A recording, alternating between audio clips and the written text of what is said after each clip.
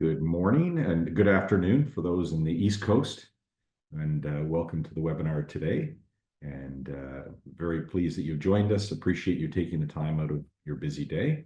I've got colleagues that are joining me. I've got Christina and I've got Kit, and we're delighted that you're part of this. And we've got about 50 people lined up for today that have registered for the program or for the webinar. And I respect that most of you, or many of you, can't make it. We are going to record this and we're going to send it out to everybody after the fact. So some of you may be listening to this after the webinar date itself.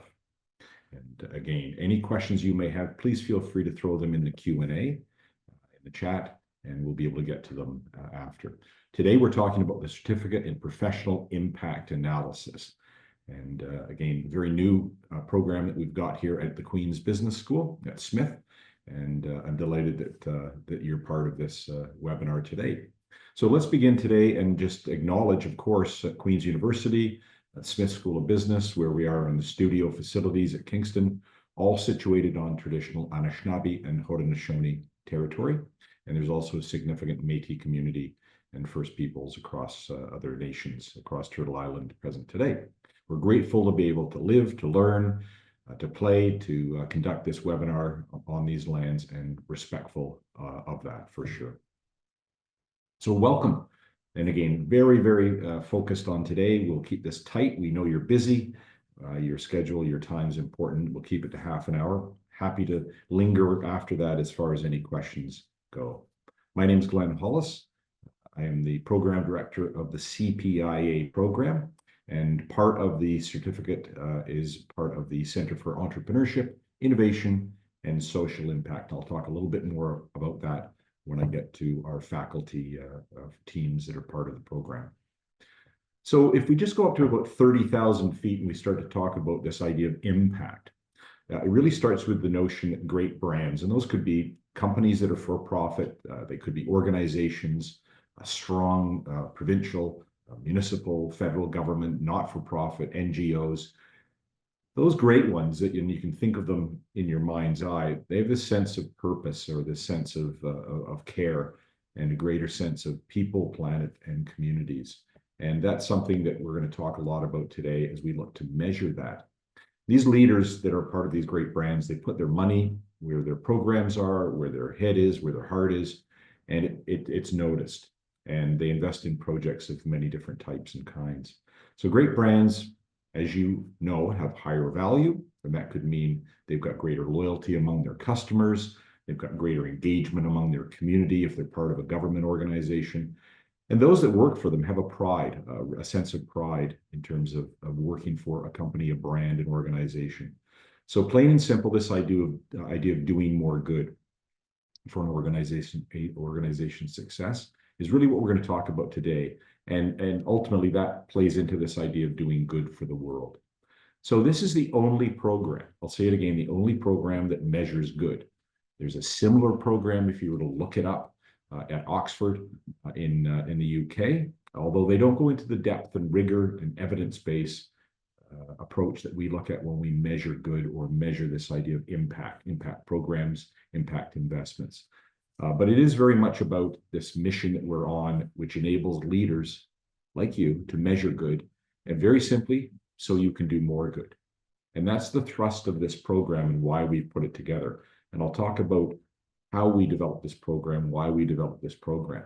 And it really is to prepare yourself for this idea, a new age of evidence-based decision-making.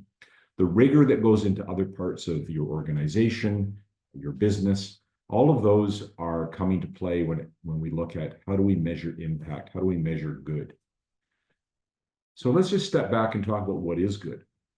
And impact investment, which is another term for this idea of doing good, it really looks at the well-being of community, customers, employees, citizens, beneficiaries of who you have as stakeholders. And it looks at changing well-being. And this could include quality of life. It could include equity and poverty alleviation, stability, resilience, economic prosperity. And we look at different parts or elements of good itself. And the way I want you to think about this is there's two sides of the ledger. And those that are in, regardless of what organization or business you're in, this idea of impact investment that looks at corporate social responsibility as an example, or investments in or community and social well-being. So think the CIBC Run for the Cure or Tim Hortons Children's Foundation.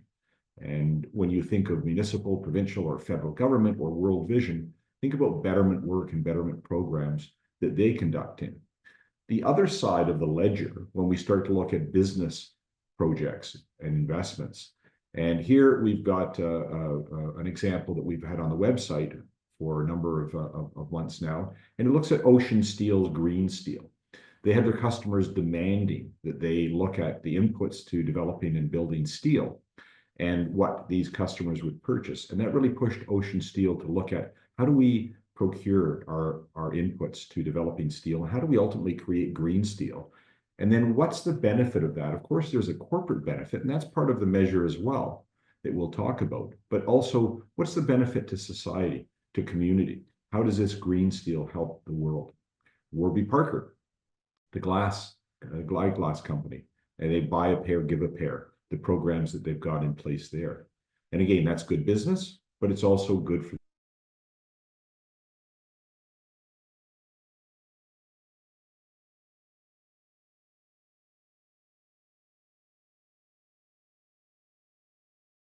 and Petro-Canada.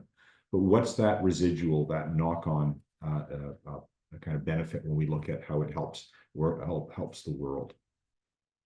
So the big question here is, how do you measure these good investments? And really, when we look at that, we want to measure them because organizations are great at measuring all kinds of things: financial performance, customer sat, productivity, etc. And we really want to look at this idea of how do we measure programs where we can start to look at and in fact measure the value of them in a very different way, but use the rigor of what we're used to when it comes to financial reporting. So the good news is we can actually do that. And there's best practices, there's tools, methods, ROI, cost benefit approaches, things that we're going to look at, gauges to help measure the success or failure of impact investments. And that's what you're going to learn within this program. So you can start to inform and update and report on shareholders, employees, customers, all of the demands from stakeholders when it comes to looking at your organization. So why is it important to measure impact? Well, it's important because you've got more and more scrutiny when it comes to where companies, organizations, NGOs, not-for-profits, government, where do they put their money? And this looks at all kinds of influence from various stakeholders. I talked about customers, employees, community, government, and other influencers. And they really want to understand, are we as an organization or society or both getting value out of where we put our limited dollars? So we can do more good when we're able to measure the good. And this looks at how do we ensure that we are complying, but well beyond the minimums. What are the measures that we can bring forward that can truly measure the value of this particular investment? And you're going to learn how to do that. And you're going to build up this repertoire, this skill of doing that. And it really brings this forefront of measuring and reporting into the light. So how do we measure impact? Well, we employ it through this program. Training leaders like yourself on impact analysis. It looks at impact foundations, defining impact of the organizations. What are those things, regardless of whether it's in government, not-for-profit, NGO, or in business? How do we define what these impact investments are? And how do we account for it? How do we quantify the footprint, the value of these particular endeavors, these activities? And then ultimately reporting, managing, and then adapting as you look at developing further inputs as far as good projects and good investments. So these three programs, these three modules are part of the program that I'll talk about in more depth as we get into this session. And again, remember, if you've got any questions at all, throw them in the chat. We've got some that people have sent in before that I've got, and I'm happy to answer any question at the end. So if we look at the way that you have currently input into your organization, this idea of financial accounting and management, the main objective there is to make better decisions. And the secondary objective, of course, is compliance and reporting. So think of financial reports. Think of reporting out to shareholders. Think of reporting to your employees. So we arm you with the same or similar rigor when it comes to this idea of evidence-based or accounting management when it looks at impact investments. So reporting alongside financial returns, which you're getting more and more demand for. It is finite money getting invested into these things. How do you measure it? And the purpose of this is really to make better decisions. Better reporting comes out of that. You can tell stories about the good that you're doing. And that ultimately is one of the major benefits of this program. So the certificate allows you this rigor and transparency. We are, as I mentioned, seeing more and more demand for that. And in fact, there's jobs that are created that look at and influence the good and the impact the program that companies do. So who can benefit? As you're listening to this, and I've talked to a lot of people, we've conducted webinars in the past. I've talked to a lot of people when we were developing and evolving this program. But really, it's leaders who look at and impact, define impact and want to quantify it, measure it, and ultimately report it. Change makers in the organization, leaders of tomorrow, and leaders that have their eye on the future where the business is headed. Because we are seeing more and more customers, they're really voting with their dollars when it comes to which organizations or companies they want to be a part of when we look at the for-profit space. In the not-for-profit space, how are you ensuring that the community, citizens, voters are indeed getting value out of where governments at various levels put their money? And if it's NGO, not-for-profits, how are you ensuring that you are taking the dollars that you get as donor dollars or any other kind of investment and spending it in the right way? And the purpose of all of this, whether it's the business side or government side or not-for-profit side, is how can we measure the good that we do, and then how can we do more of that good? And that really is the thrust of the program itself. So I want to talk a little bit about the content and the delivery of the program itself. 3 modules. I mentioned the modules. I'll go into a little more detail shortly, but they're all online recorded modules, and we've got one virtual session at the end of each module that's live but virtual. So you're doing this in a very flexible way. From your home, from your office, wherever you might be. There's no need to come into Queen's University. This is all online and again, very manageable when it comes to the time that we've got. Each module, one of the 3 modules, is 20 hours, 4 3-hour lectures recorded, and then there's 1 8-hour live session on a Friday set out, and you can see it on the website in terms of when that date is. But in between there, we've got lots of opportunity to talk to the faculty that are teaching the program. There's live Q&A sessions, coffee chats, etc. At the end of each module, there's an individual quiz to make sure that you're consuming the information through the content, through the lectures. And then you move on to the capstone, and then you move on to the next module. Each module is completed within 6 weeks. And you can do this as quick as you want, as leisurely as you want, around your business, your life. We all know you're busy, and that's why it was developed in this way.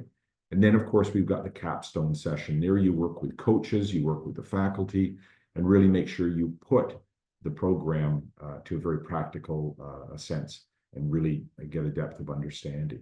At the end of the 3 modules, there's a final certification exam. And so the entire program itself is nicely doled out over 6 months. And the sessions themselves are easily digestible, manageable around different schedules, etc. We've got 2 intakes. We've got our exciting one coming up in January, our inaugural session that happens January, goes all the way to June, and again, very leisurely in terms of how it's played out. And then we've got another one in the summer fall session that starts in July and goes through to December. So the faculty, we're really excited about this. It's the marriage of the business school, Smith School of Business at Queen's University, and the economics department. So Dr. Murray, Elspeth, is an amazing strategy professor who also leads the Center for Entrepreneurship, Innovation, and Social Impact. And she gathered together with Dr. Kashi and Dr. Cotton. Dr. Cotton and Dr. Kashi are in the economics department, and they have been running this CPIA program for a few years. And really, it was focused on the not-for-profit and government space, looking at some of the NGO work and how we measure impact. And now we do both. We look at businesses for profit, as well as still looking at government at various levels and NGO and not-for-profit. But now really looking at how do we ensure that we are bringing the best of both worlds together. And again, we're really excited about the individuals that are leading this program. And again, we've also got guest lecturers that are part of this. So the faculty, as I mentioned, the program itself is $7,500. It's $2,500 per module. And that's the way you can pay for it as well. And we respect that some of the training budgets that are at organizations and companies are sometimes bled out over a couple of fiscals, or you can pay up front $7,500. There's a tax credit, T2202, of course, that's issued as part of this. And we see many individuals applying this to their training budgets. Because there is obviously huge value to an organization, regardless of whether they're for-profit, not-for-profit, government, NGO. So that includes the 3 content modules I talked about, includes the 3 full-day live capstone sessions, 60 hours in total for this program. You will be certified with a certificate in professional impact analysis from Queen's University and the Smith School of Business. You've got pre-read materials, all of the cases, team coaching, and of course the weekly access, as I talked about, to the professors. Any questions, follow-up, etc. So we're very excited about this program and its association with both the School of Business and the Economics Department. So let me just step back and talk a little bit about the 3 modules themselves to give you a deeper sense of what you'll learn within each of those. And each of the modules, and again, each of the modules is the 4 lectures that I talked about over the 6 weeks. And the entire 3 modules plus capstones are completed within 6 months. So lots of time to do this. But it includes examples and case studies as part of this. So module 1 is called Impact Foundations, as I mentioned. And this is where you look at assessing and defining the impact of decision-making, strategy-making, how an organization or a project really plays out in terms of what you want to define as impact. And then really getting an overview of impact and the different dimensions in which organizations and activities are really beneficial to a company. How do you define them? And you're going to learn a lot of things in this program and a lot of tools that come out within the toolkit. Justifying the need for rigorous impact analysis, choosing methods and techniques that have been applied to different organizations. What's the best one to put against the program that you've got? Finding existing data. Where is it? How do you measure it? How do you report it? And then quantifying and the value impacts on things like gender, social inclusion, environment, financial inclusion, various things where you're going to look at what used to be the proxies for measure. How do you get evidence-based rigor and measure when you're looking at putting together impact and measurement of that impact? The second module is called Impact Accounting. And here you're going to apply the CPIA program and looking at the toolbox to track, to report, document, and really look at a cost benefit. Is it the impact that we envisioned when we first put this program forward? Is it doing what we thought it was going to do? And what measures do we want to use? How can we use them to report out? And here within the toolbox, you're going to learn to measure impact accounting, the value for money, cost benefit analysis, estimating and reporting alternative decision-making. If we did this, we're not going to do this, but if we did this, what would it mean in terms of trade-off? And then using impact accounting to design successful interventions and financial mechanisms. And there's a number of different tools that you'll learn within this. And again, this isn't an accounting program. It does employ rigorous and evidence-based accounting tools and measurements and templates, and it's designed to be very digestible when it comes to understanding the content and being able to arm you with the right way to go about measuring impact. The third area is called evaluating and learning. And here it's becoming really strong at monitoring and evaluating and learning how to use the toolbox and how to design effectiveness of impact programs. And here within the session itself, over the lectures and the capstone, you're going to learn how to measure what matters. How do we create an evidence-based culture? How do you interpret and communicate results, best practices? How do you make sure that you employ the ethics? And again, looking at pitfalls of data collection. Critical to all of this, all three of the sessions, and especially embedded within the evaluation and learning phase, is this idea of storytelling. You're going to learn a lot about that in the capstones. It really is critical to lead and influence. You're going to take the data, the evidence-based background to understanding how to measure impact, and you're going to learn to tell stories about it. And the reason that you tell stories and you create influence is to be able to do more good. And that really, as I mentioned at the opening slide, is the thrust of this in terms of our mission. How do we arm leaders to measure good so they can do more good? And we think that ultimately is beneficial to the world and certainly to you as you think about your career. So let me talk a little bit about impact cases. And again, please throw any questions you've got. This is an example of some of the cases that you'll look at. And again, at a very high level, we're not going to go into detail today, obviously, as we think about that. Coca-Cola. So switching to social plastic, this idea of recycled plastic, is it socially justifiable? Is it financially viable? Can we do it at scale? So measuring and looking at those questions that come out are critical and strong. RBC, reporting return on social investment programs. What's a defensible methodology to do that? What rigors and templates and measures and tools do we use? And do we need additional data? How do we get it? How do we ensure it's evidence-based? So that's some of the work that you're going to do. The Tourmaline oil, switching to natural gas powered engines. What's the impact on greenhouse gas emission? And then ultimately, back to both sides of the ledger, what's the net financial and economic impact to this company? It's a for-profit company, but there's obviously benefit when we look at the world on greenhouse gas emissions. But what is the impact, benefit, value, opportunity when it comes to looking at the financial upside? Impossible Foods, how do we look at producing plant-based meat internationally? Understanding the feasibility of doing that, gaining local support. How do we provide the measures so that we can gain that local support? And then the economic impact on jobs, on the company itself, on our partners, suppliers, when we look at the associative operation side. The World Health Organization and the International Finance Corporation looking at advocating investments in food safety infrastructure.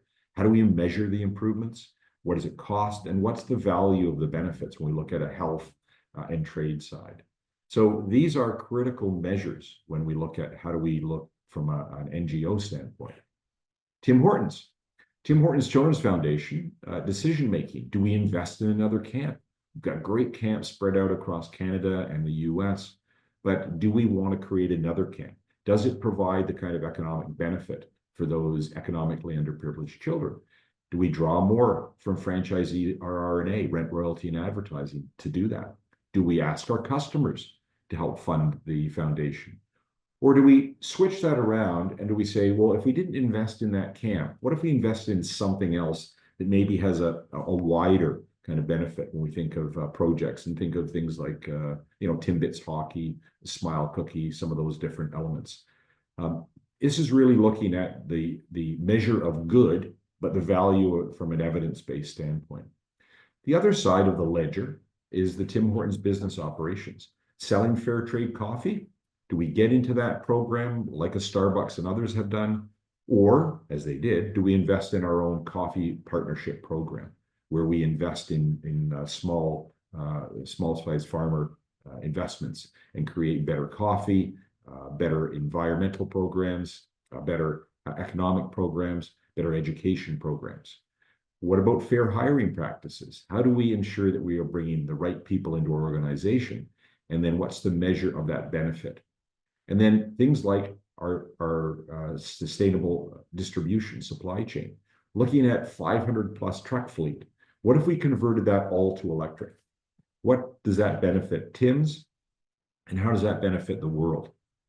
And these are the kind of things that we're going to look at. And these are just sample cases, but there's a number of different cases that you'll consider and look at. Coming to the end of our webinar, think of any questions you may have. So who should attend? Well, we definitely want to look at leaders of tomorrow, and we think of that as we certainly put this program together.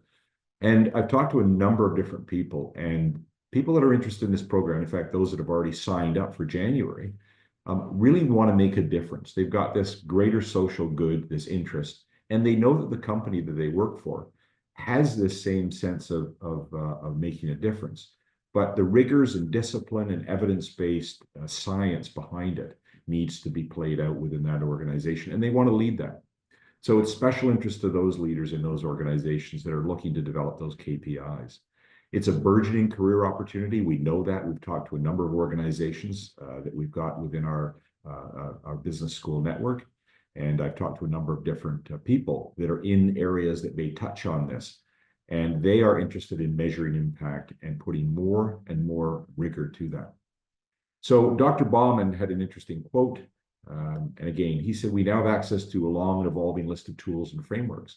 And this is something that he and Chris and now Dr. Murray have been developing over years to help measure and manage social impact. The chief impact officers, which we're seeing more and more of, those officers of tomorrow will need, these leaders will need the foundational knowledge to choose the most relevant framework to assess, measure, define, manage, monitor, and critically deliver the knowledge to the stakeholders. So to tell the story. And that's a huge part of what you're going to learn, is telling the right story around these impact measures. So I'm going to look at questions in a minute, and I want to leave this up here. Any information that you're still looking to get, or those that are listening in post when we send this out to everybody, you can go to the website. Please just Google Queen's University CPIA program, go to the website itself, or feel free to email me directly. Happy to answer questions one-on-one. I've got a number of people that we've already signed up for the program, those that are interested, and they've got very specific questions about their industry, their company, or their government organization. If they're at the provincial level, if they're at the municipal level, at the federal level, those in the NGO space and the not-for-profit, and different companies that are in the for-profit space. So please feel free to reach out to me and send me any questions you may have, and we can go from there. It's 11:28 Eastern time. I'm certainly going to open this up to questions, and I want to thank you for your time for sure. So let's just go to questions if we can, and I'll look in the Q&A. Okay, I see we've got some. Bear with me for 1 second.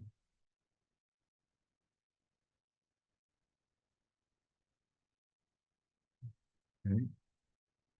From Ben, does Module 2 teach other tools or methods for cost-benefit analysis that go beyond just financial cost-benefit, as in other metrics for well-being or good that go beyond a company's bottom line? Yes, absolutely. And that is the thrust of it. It looks at taking tools similar to, I'll call it financial analysis. But what it does is it looks at, obviously, beyond just the profit, loss, input costs, elements that would be typical of standard measures within the financial space. But it also looks at measuring, and again, this is the wrong term for it, but those softer things in terms of the benefit when we look at how does that particular investment, that spend of money, how does that actually benefit things like, is the society better? Are people more informed? Are people better off than they were before? Is society better off? There were specific measures that went through, for instance, during COVID, and some of the COVID measures that were put into place, looking at some of the government measures of this, trying to get a greater sense of, if we did this, how is that going to benefit society? If we close down this, what's the impact?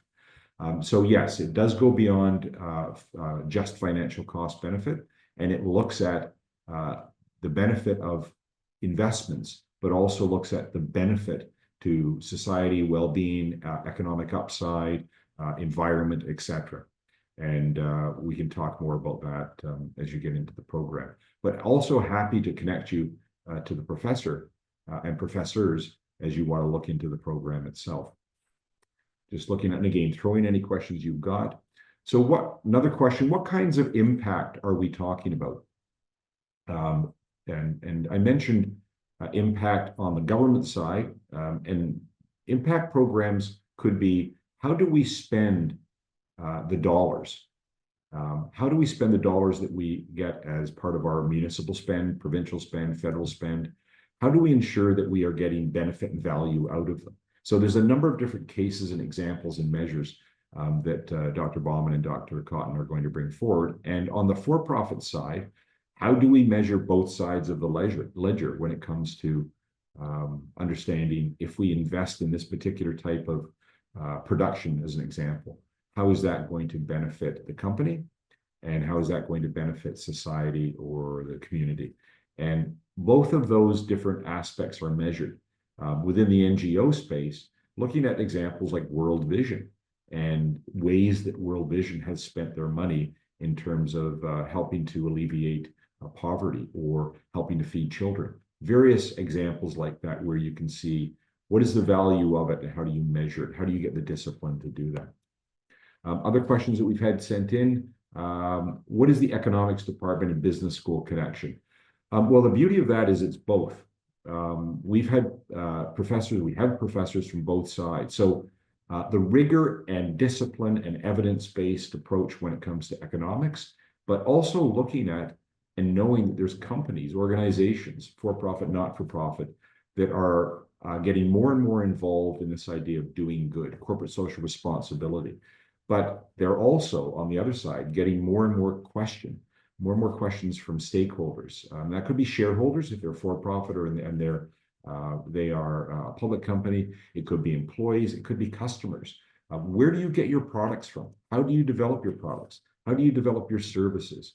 I mean, think of things like Tesla when it comes to battery development. And the battery development, where do you get your inputs, cadmium, nickel, lithium, and dirty inputs that may come from countries, or are we getting those from cleaner mines? And that's why you're seeing more and more investment within the more vertical approach to battery development, like in Canada, mines. So those different things are looked at for sure. Are there any scholarships or financial aid available? Not at this time. We've got, again, a very manageable price point on this intentionally so that we can make this available to a wide variety of people and training budgets. But $7,500, $2,500, and you can pay that in those 3 different increments over 6 months. We feel is a very, as we've measured and talked to, a very manageable approach. We'll look at the potential down the road of creating programs where there may be financial or scholarship aid, or if there are companies that are interested in bringing 5, 10 people together where we can develop more bespoke programs and the certificate itself, we would look at possibly creating a more discounted version available. But right now, no, we've got no scholarships or financial aid available. But again, happy to talk about the way that you may pay for the program over that 6 months. Another question, guest lecturers. What types? Who are they? Mostly lecturers from the business school. So those that work in the financial space, financial professors, those that may be in marketing, corporate communications, human resources, strategy, as we know, Dr. Elspeth Murray works in, guest lectures from the entrepreneurial space that we've got within the Center for Entrepreneur Innovation and Social Impact. So we're looking at all different kinds of professors and practitioners that may be part of the program itself. And then finally, I see what job opportunities has been asked. What kind of job opportunities do you see with a program like this? Well, when we talk to companies and we talk to organizations and we talk to individuals, especially our alumni from the business school, and those that Dr. Bauman and Dr. Cotton, Dr. Kashi and Dr. Cotton know within the not-for-profit space, we're seeing more and more jobs being created that are specifically designed, either fully or as a strong part of what they do, on measuring the company's good, measuring the company's impact. Because more and more requests are being made by customers, employees, shareholders around doing corporate social responsibility programs, this idea of good, there is the knock-on question of how do we measure them? And this needs to go beyond proxies of how much we spend. It needs to really come out in the discipline of how much value do we get out of it, however that may be defined. Would this also, final question, and again, if you've got other questions, would this also touch on impact from climate action strategies? Absolutely. In fact, one of the examples that Dr. Kashi and Cotton brought up when we put another webinar together was this idea of what is the carbon footprint? What is the impact of things like having Zoom sessions versus live meetings? How can you measure the trade-off of that? How can you measure the value of one over the other? So absolutely, we'll look at things like climate action strategies where there may be investments into that space. Green steel. How is green steel good for a company in terms of getting value out of that, getting more customers, adding to our profit, to our bottom line? But also, what is the impact to the good of creating green steel? And those are the kind of things that we're going to look at when we look at this CPIA Certificate in Professional Impact Analysis program. So that's it. And again, mindful and respectful of your time. Happy to answer any questions that come out of this. Feel free to send me any questions directly. I'll just go back to my email. And again, really looking forward to the program in January. We've got a number of people that are already committed to the program. There is room, and we welcome new applicants. Simple to go in to the website. You can register, and you can pay online. And again, if necessary or if needed, you can do it within $2,500 increments as well. You can sort of spread out over the 6 months. But really pleased that you're taking part of the day. Thank you to all of those that joined us, to all 50 plus. Again, thank you for listening to this, taking the time. Thank you to Kit, thank you to Christina, and to the team that we've got here. And we really look forward to having you as part of the program. And I will wish you a wonderful rest of your day. Take care.